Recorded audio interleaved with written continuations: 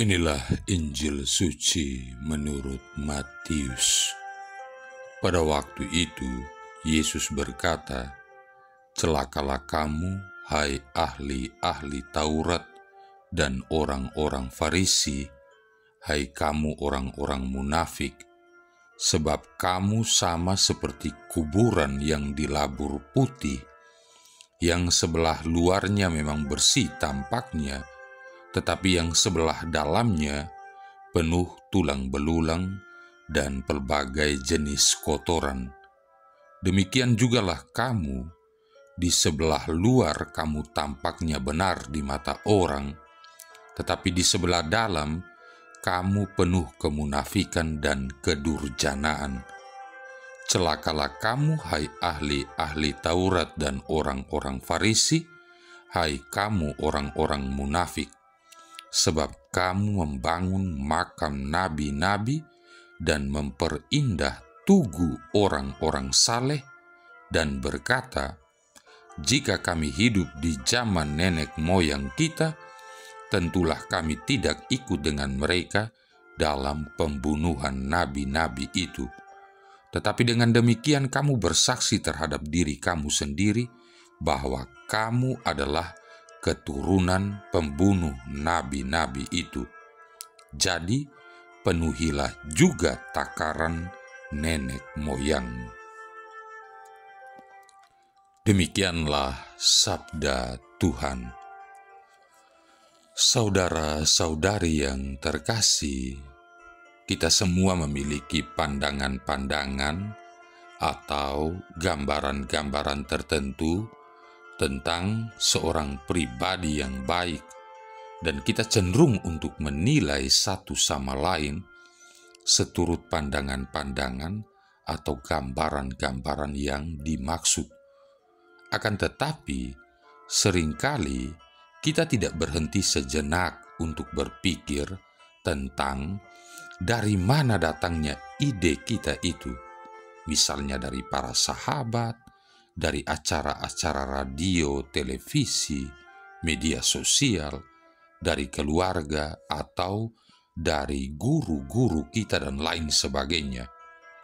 Beberapa pandangan malah datang atau berasal dari bagaimana kita berpikir mengenai diri kita sendiri. Kita harus bersyukur bahwa Allah memandang kita dan menilai kita dengan kejernihan hati yang sempurna, dan penilaiannya tak akan mampu digoyahkan oleh angin badai sekalipun. Nah, orang-orang Farisi dan para ahli Taurat dipandang sebagai orang-orang baik dan terhormat dalam masyarakat Yahudi.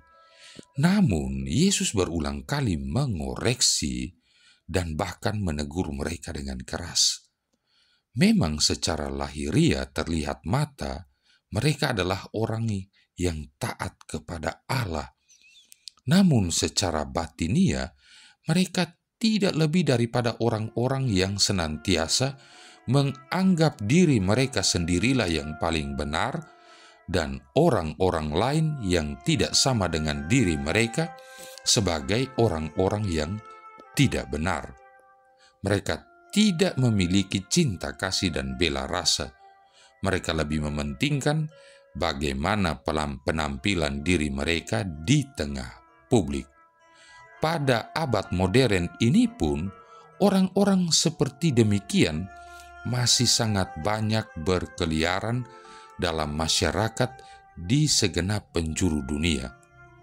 Mereka munafik, sama seperti kuburan yang dicat putih, yang sebelah luarnya memang indah tampaknya, tetapi yang sebelah dalamnya penuh dengan tulang belulang dan berbagai jenis kotoran.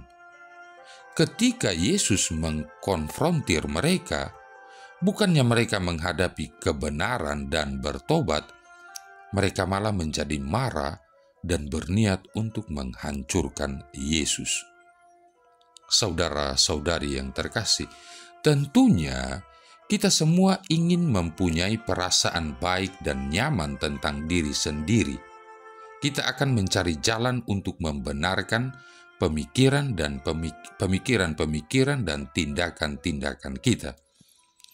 Ketika kita dikonfrontir dengan kesalahan-kesalahan dan kelemahan-kelemahan, bahkan dosa-dosa kita akan mencoba mengimbangi hal-hal negatif itu dengan melakukan perbuatan baik, atau paling sedikit mencoba untuk tampil kurang berdosa atau lebih baik sedikit ketimbang orang-orang berdosa. Dengan perkataan lain, kita mencoba membeli kasih Allah dan respek dari orang-orang lain. Semua itu memang jauh lebih mudah daripada menghadapi Yesus dengan hati yang bertobat. Barangkali kita juga merasa takut bahwa kita tidak akan mampu untuk berubah, dan dengan demikian kita kembali menyusut ketika Roh Kudus membongkar aspek-aspek gelap kehidupan kita. Saudara-saudari yang terkasih, hanya karya Allah dalam diri kitalah yang dapat menolong kita memahami dan menilai pemikiran dan niat-niat kita. Adalah vital bagi kita untuk memahami bahwa bila mana Yesus menyatakan motivasi kita yang sesungguhnya, maka Dia juga menawarkan kepada kita penyembuhan dan pembebasan. Kita tidak akan pernah dapat menentukan sendiri kapan kita sudah pantas karena upaya-upaya dengan menggunakan kekuatan kita sendiri untuk dapat datang menghadap hadirat Allah. Hanya oleh darah Yesus yang menyelamatkan kita dapat menikmati hidup yang kekal. Dan hanya oleh kuasa salibnya kita dapat dibebaskan dari dosa yang membelenggu kita. Dalam kedinaan dan keterbukaan hati, marilah kita berlari kepada Yesus dan memohon dari Dia agar menyatakan area-area dalam hidup kita yang membutuhkan sentuhan kasih-Nya. Yesus akan senantiasa menyambut kedatangan kita dan berurusan dengan kita secara lemah lembut penuh kasih. Marilah berdoa. Allah yang Maha Kuasa dan Maha Rahim, Engkau telah memanggil kami untuk berkumpul di hadirat-Mu. Kami mohon, curahkanlah rahmat-Mu agar kami dapat mendengarkan sabda-Mu dengan hati yang terbuka dan melaksanakan kehendak-Mu dalam kehidupan kami sehari-hari. Dengan pengantaran Yesus Kristus Putra-Mu Tuhan kami, yang bersama dengan Dikau dalam persatuan Roh Kudus, hidup dan berkuasa satu Allah sepanjang segala masa. Tuhan memberkati kita sekalian, Bapa, Putra, dan Roh Kudus.